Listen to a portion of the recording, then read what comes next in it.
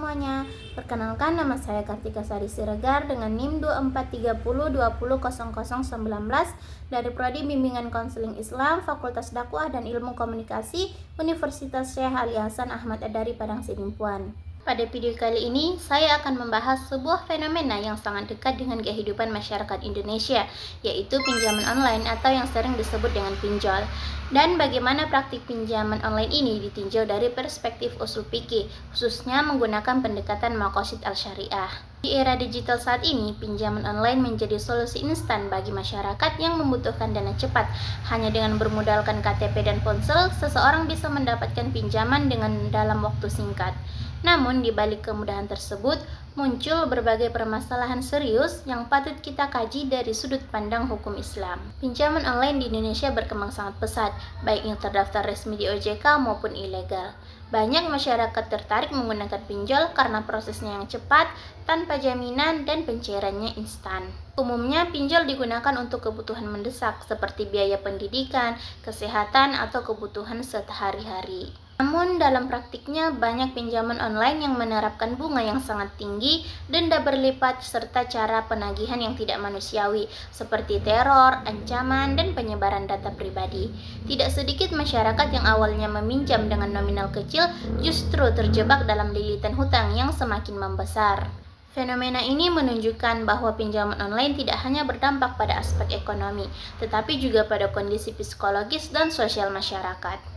Untuk menganalisis kasus ini, saya menggunakan pendekatan maqasid al-syariah. Maqasid al-syariah adalah tujuan-tujuan utama ditetapkannya hukum Islam yang bertujuan untuk mewujudkan kemaslahatan dan mencegah kemudaratan bagi manusia.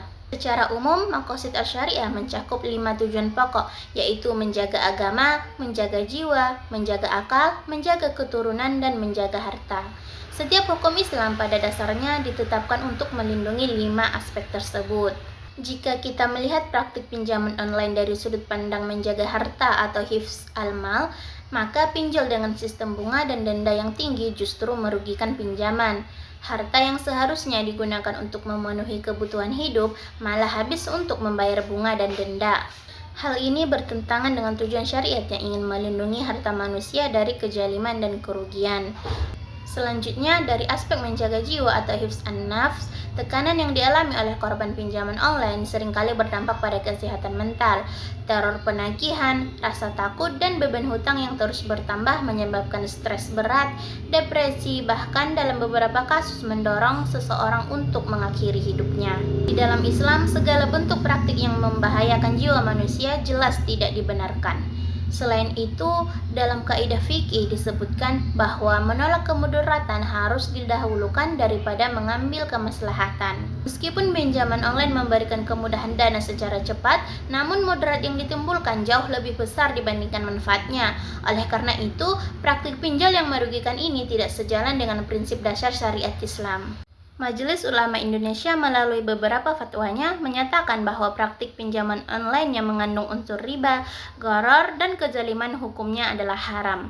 Islam memperbolehkan hutang piutang selama dilakukan secara adil, transparan, tanpa riba, dan tidak merugikan salah satu pihak. Dengan demikian, pinjaman online yang tidak memenuhi prinsip-prinsip tersebut bertentangan dengan nilai-nilai hukum Islam.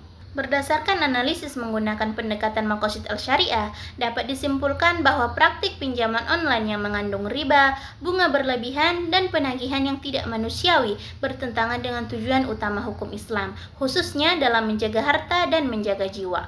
Oleh karena itu, sebagai masyarakat muslim, kita dituntut untuk lebih bijak dalam memilih layanan keuangan serta mengutamakan sistem yang sesuai dengan prinsip syariah agar terhindar dari kemudaratan dan memperoleh kemaslahatan yang hakiki.